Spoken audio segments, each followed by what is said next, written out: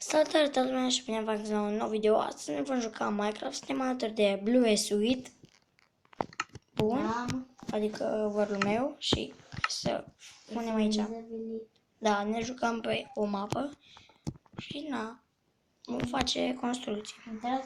Da, te văd, ai armură de Shane, nu de Chain și un cap de ui de skeletons. Cum e să ne vedem, nu? Te văd acum că ai armura pe tine. Nu mai ești invizibil, nu. Dar nici eu nu mai sunt. Dar ți se vede corpul, asta e chestia aiurea. Știi? Bun, și eu v-am zis că vreau să construiesc ceva. Vreau aproape de casa mea aici să construiesc un cap de skeletons. Și după aia unul de zombies. Hai să vedem. Da, acum vreau să construiesc.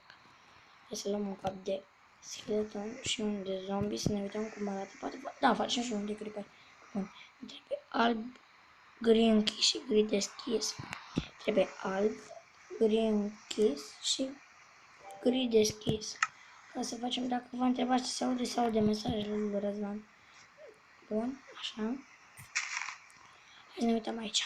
Deci, 1, 2, 3, 4, 5, 6, 7, 8. Trebuie să punem așa. Pun pauză până îl termin. Acum vedeți cum arată.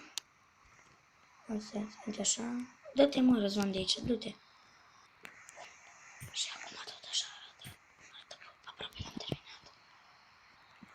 Bun, am terminat. Cam așa arată. Acum trecem la ala de zombie.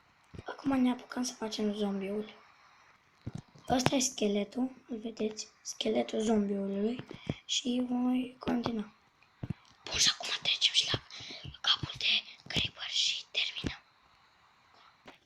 Cam atât a fost cu acest episod. Nu uitați să dați un like, un share, să vă abonați. Bye bye. A, da, uite așa mai e și capul de creeper și toate capurile. Bye bye.